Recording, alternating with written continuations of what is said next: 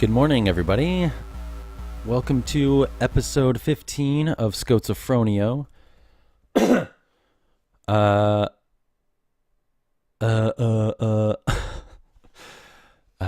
episode 15. Here we are. I'm actually taking a break from editing the video of Legoland that's going to go up as soon as I'm done with it. But of course, being a perfectionist, and it's not like it because the video is going to be like a standalone. It's going to stand alone, and it's not like fly by seat of pants because the video is going to be like this little like wrapped up package, if you will, that is going to be placed on the internet, like on the Schozophronio podcast YouTube channel. I want it to make sense, and I want it to flow and be funny and that whole thing. And it is so far, and I think a lot of it is I'm just cracking myself up editing it because everything that I'm adding is making me laugh, and I just like laugh the more I see it, which is the point. Like, I'm with a lot of stuff that like the Schozophronio stuff, it's the process of it that is like the most rewarding for me than the finished product. You know what I mean? Like, recording a podcast does so much more for me than going back and listening to it again. But for the listener, it's like it's what you're hearing right now. If this makes any sense, it makes sense in my head, and as it comes out of my mouth, I don't know if it's making sense. Much like the stand-up thing that went down last week. I mostly talked about, well, I went up there and we had to have something prepared, so I pretty much used that the man cave thing that was in the last episode. And for whatever reason, when I was up there saying it like out loud, I like realized how much I wasn't making sense or something, and like the funny bits in it that I remembered, because there was stuff that I didn't remember and everything. It just didn't land. And some of the stuff that I didn't think people were gonna laugh at, like, got some laughs by the class and the teacher. I was like, what? So a lot of this, the process of that stand-up class is like working through what I have in my head and saying it out loud. But there's this other aspect to it where you say it in front of other people, and if they laugh at something that you don't expect a laugh from, it kind of throws you off. But I don't know, like, that it's all a process and stuff, and it's all like constructive criticism too, but also there's so much in like humor that is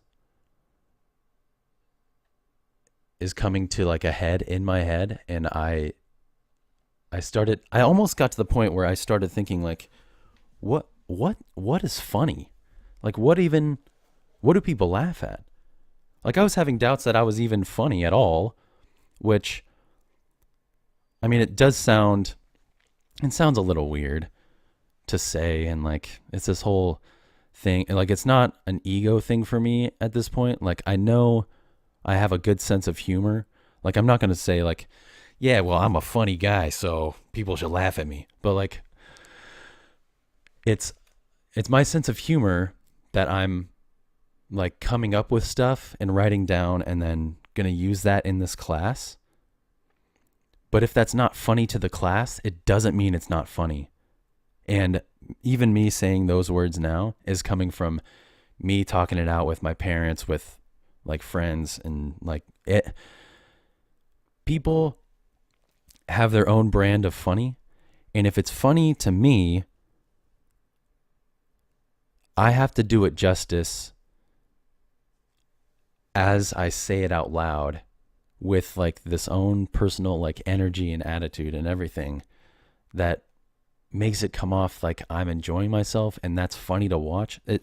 There's so much going on that I can get lost in all that process, but also I could just leave it be and not overthink it and just do it, which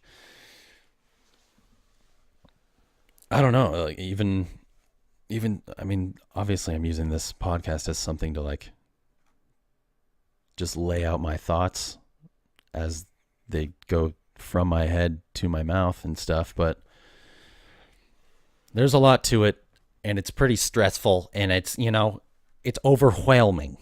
It's overwhelming at times, and I just got to fight through it, man. But it, yeah, so I mean, so that's going on today. I don't even know how I got there. I just like went right into it. I'm sorry that if that was a little too in your face, but or in your ears. Unless you have one earbud in, then it's just in your ear. Or if your like headphones are broken and it's like only one of them's working. Anyways, yeah, so went to Legoland on Sunday. It was a good time. Kind of sad that I don't have like we don't have tickets, because we went once and got free tickets, and then now we don't have tickets anymore, and it's just okay. Well, that's that. But I feel like again, I said that so many times in the last episode, dude. Oh man. But we did good for round 2, and you'll be able to see it in the video once I finish it. I will plan on finishing it today, man. I gotta get going, man. It's a lot of work, and I just keep adding to it, like I said, and it's a good time, but it's also like, yeah, it's just work, and it's weird. I feel like I want to do. Sometimes I sit there and like I just think if I did Schozophronio full time, what would that look like? Or like, I don't know. That's that. Okay, so went to Legoland, but before Legoland, right? Before Legoland, we went to the golf course again. Went to the golf course that's right near there and had breakfast before entering the park again. And there was this guy there. Okay, we'll have a photo of him on the video, the YouTube video thing. There was this guy there. So we're just chilling and talking and eating and stuff, and Sharon's like, "Oh my God, look at the guy's pants." So I like did a little like crack the back, turn around, or I just I don't know. I forget what I did. But crack the back, turn, and then like, yeah, those pants are just ridiculous. Why do you gotta wear stuff like that? But it had to go with the whole outfit, like the orange, blue, whatever those pants are. There's like lines on them and stuff. Orange shoes, orange hat, like orange belt. If I ever if I ever own an orange belt, if I ever orange and own belt, if I ever own, oh wow, if I ever own an orange belt, put a bullet in my head, okay? Thanks. Okay, so anyways, we see that guy and like, whatever, but like, he's a kook. This guy, in the meantime, this guy sits like which ends up turning out to be his buddy, sits at a table next to us. So this guy like posts up and sits down, and his friend says, so let's just call him Kook for the sake of the story. Kook and Buddy. So Buddy asks Kook, what hat is that? And Kook says, oh, it's an Astros hat. And Buddy says, wait, aren't you a Dodger fan? And Kook says, get this. Kook says, yeah, I'm a Dodger fan, but you know. And obviously I immediately tuned that out and was in shock. Because, okay, for those who don't know, and if you don't know, why not? But it's also sports, so, you know. The Dodgers and Astros in October played in what we call the World Series, which is the championship of the Major League Baseball. And 7 games in a series, and it took them 7 games to decide the winner. And the winner was the Astros, and the loser was the Dodgers. And being a Dodger fan, that hurt. That hurt a lot. And Dodger fans should be hurt, but I mean they had a good season, they had a good postseason. It was an emotional roller coaster that we were all on and experiencing together as Dodger fans, and we all lost when we saw the Dodgers lose. And we were all bummed, and it was a sad day, and it's just getting ready for next season. Anyways, the Astros won. So the Astros beat the Dodgers. You could pay me to wear an Astros hat, but it would especially at this point in time, I wouldn't take that offer. I am not going to wear an Astros hat anytime soon because the Dodgers lost to them in the World Series. Don't wear an Astros hat if you're a Dodger fan. Yeah, but you know, like I'm a hockey fan. I'm a hockey guy. I have a Devils hat. I have a Canadiens hat. But I'm not going to be wearing a goddamn Ducks hat or a Sharks hat. Like those teams aren't like, I don't know. I'm getting too far into this and I'm overthinking it, but it's just being like caring about a team and like how tough the loss was, and then hearing a Dodger fan wearing an Astros hat, and also it's probably just to complete his stupid outfit. Oh yeah, I needed an orange hat, so I was just thinking, who's an orange team? Astros? But I'm a Dodger fan. They just lost to them in the World Series. Whatever. But, you know. What? Come on. I mean, he's dressed like that, so I shouldn't expect anything more or less or different, but anyways, I just had to get that off my chest. Now that it's out there, it's fine. I'm over it. It's fine. But just, it was too much for me at the time. I texted Eric about it, and he was like, he's probably just that guy that his buddies are just like, oh man, what's he gonna wear next? He comes out wearing that, like, yeah, what a friggin' weirdo. And they just enable him. Ugh, whatever. Yeah, so with all this stand-up stuff going on and all this, it's just a constant thing with Schozophronio as I'm doing it and like thinking about moving forward with it and doing new things and more episodes and where it's going to go and what I want for it and everything. I'm always dealing with that resistance idea that is from the War of Art book that I've had in like a handful of episodes. And especially with the stand-up class being later this evening, as I'm recording this, I just needed to hear about it again.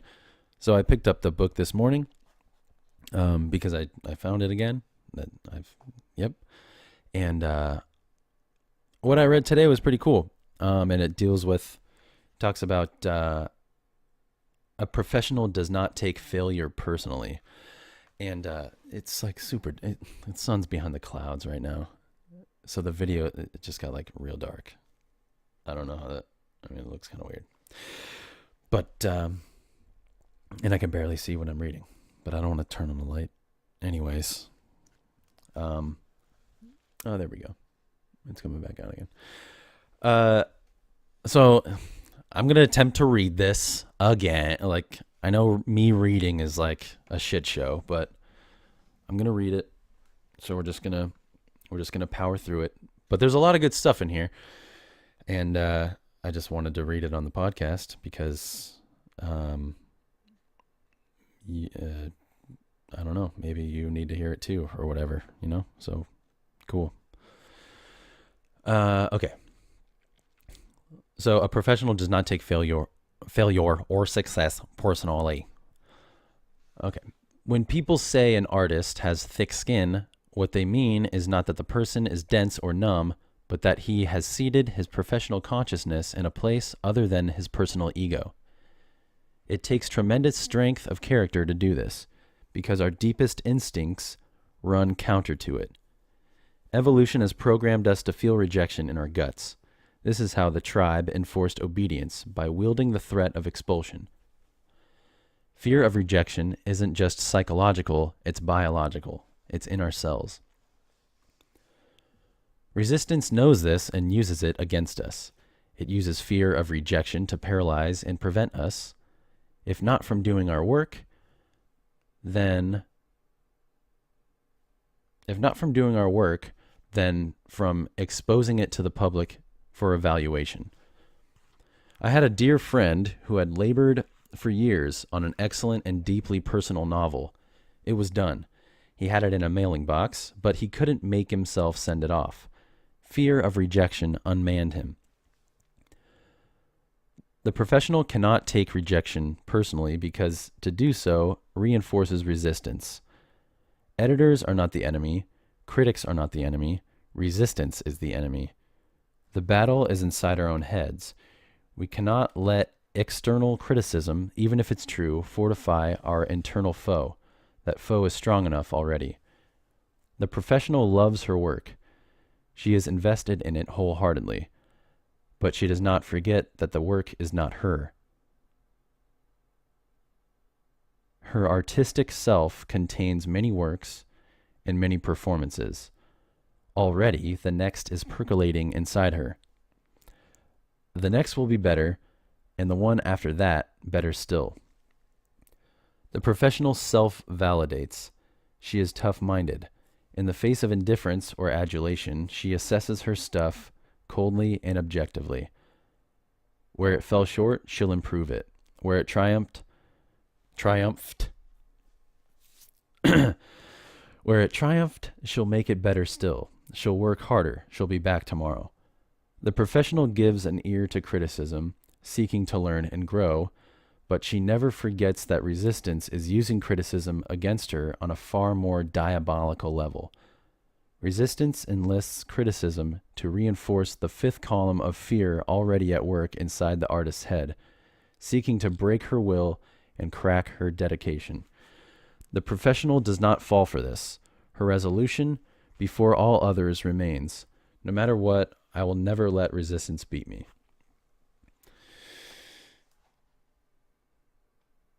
So, yeah, I mean, that's... I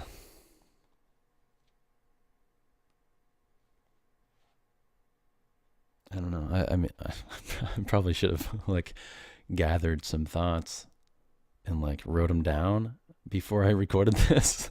Just so I, like, yeah, so what I got from this is this and this. But, like when it talks about the dude who, like, labored and wrote a deeply personal novel and had it ready to go, but hasn't mailed it off because of fear of rejection. Like, how... I feel like I've done that so many times. Like, I even bounced around in school.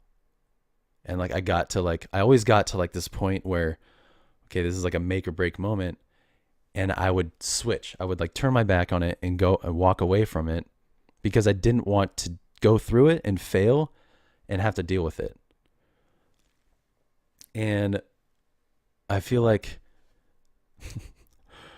uh with the stand-up class that I'm doing,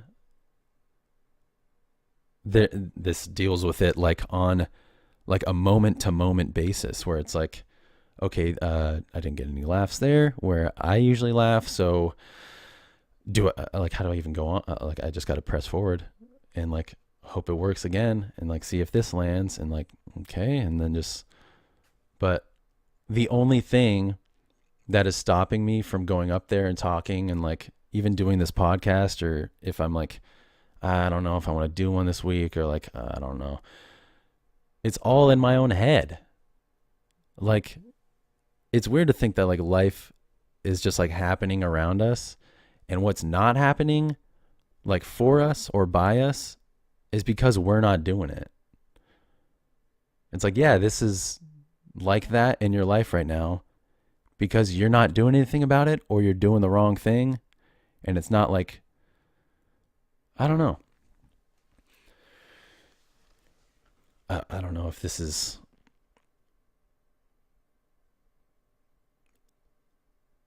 I don't know. I don't know what to say. I mean, it's like there's so much that I like. I wanted, even doing the video, like editing the video, like I start to record because I'm going to have like a voiceover for it. I start to record it and I'm like, that's not, come on.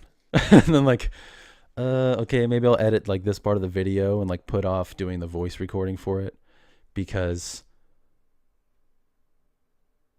I just don't want it to suck. Even though I have the chance now to like adjust it and everything. And I know it's going to be good, and I know once it's good, I want people to see it. Like, oh, sweet, it's done. Cool. Like, I'll have confidence because I know it's going to be good. But I could totally understand someone, or if it was like my first video ever on like any Schozophronio thing, and it was the first thing I put out, to like have it be like this good, solid video that I put these hours into, and then like I don't know if I want to release this though, because that means other people are going to see it. But so much of like being creative and like doing creative things, whether it's a podcast, a painting, a drawing, a recording, a video, a photo shoot, a whatever, it's like if you think it's good,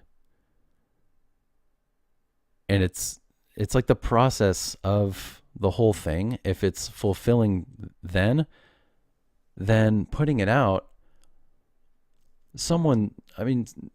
chances are someone's going to like it just as much the chances someone's going to dislike it.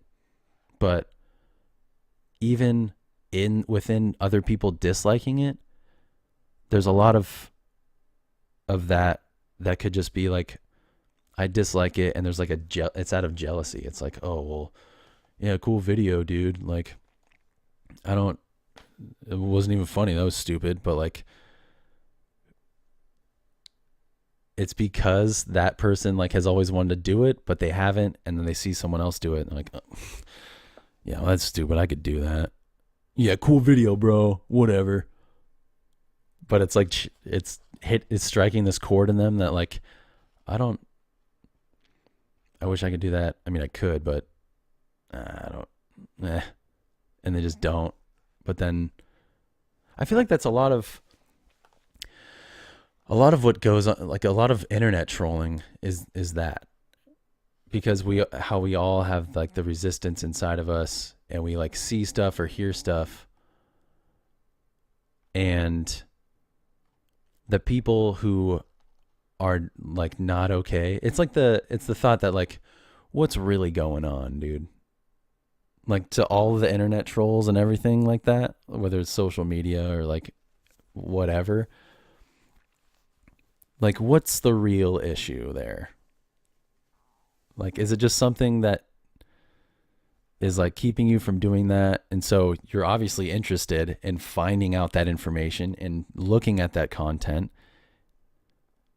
but then you decide to have like a negative thought and throw that out there instead of like using that as motivation to create your own thing that is in your head a better version of what you're seeing or doing. I don't know if this is, I think this all makes sense. And I'm going to listen to this again and see if all these thoughts and stuff make sense or like are all flowing well enough. I don't know. But it's just, I'm not going to do stand up for a living because that scares the shit out of me even thinking about that. But I know I'm always going to be, especially in this time, this day and age, I know I'm always going to be doing something creative. And whether it's like a super quick like Instagram story video where I think is hilarious and I'll put it out there, like whatever. Like it's always going to be whatever I put out is because I like it and it like did something for me on like a personal level, and I'm just another like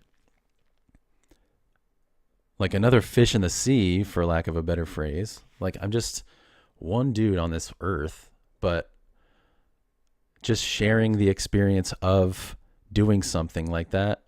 And I had a good time doing it, or it's funny to me, or it interests me. So I just sharing that to like help us all kind of, or like it just, it makes me feel human to like add to the world in that way. This is, I don't know. Anyways, that's all that's going on. I hope that reading that you got something from that. I feel like a teacher or something. It's kind of weird. Or like I'm leading a book club. But yeah, I mean, that War of Art book is good, and I'm glad I like picked it up again, especially today. But yeah, I think always having that mentality where just like whatever stress I have about what I'm doing, it's all in my own little world. And if I'm negative, it's like a choice that I'm making. Like if I don't like my job, or if I don't like this or that, then it's all just based on a decision that I have to like, okay, well, what don't I like about it? Can I change it? Yes, obviously. Because there's just like options for everything. Then why don't I change it? Or why don't I just do something about it? And that's why I love doing this stuff, because it's like if I'm stuck, if I feel like I'm stuck somewhere, I know I always have like if I feel like I'm stuck and I'm like down and I'm just like bumming about stuff, at least I know I can I can just turn on one of my podcasts, or like any podcast for that matter, and just laugh at myself. And then it like takes me out of whatever like state of mind I'm in, and I'm like, okay, well, I know I'm doing this. It's like to make myself feel better. I didn't have much prepared for this episode, but what I did prepare, I'm glad it like, I didn't know I was going to get this much out of this. I thought it was going to be like a 15-minute episode and then like that's it. But anyways, that's what's going on in my life, in my head. Yeah, thanks for listening. As always. As always. And yeah, look forward to that video. That even like reading that even helps me like where I want to go with the video too. So that's cool. But yeah, look out for the video. By the time this episode is released, I'll have it in the description, most likely. So yeah, it's just our Sharon and I, our experience at Legoland, and it'll be a good one. But yeah, and again, I'll keep filling you in on the state of the stand-up class. And I just hope I could do myself justice, essentially. I don't know. I've been over all this stuff. Anyways, hope y'all have a good week. I hope you're doing good.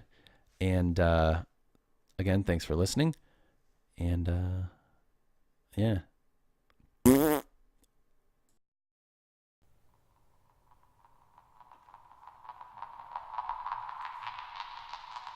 And here is an adorable bear. Here is a creation they made, a boat phone tripod thing. Well, I think they both made it. I made the boat. Well, that settles that. Sharon made the boat.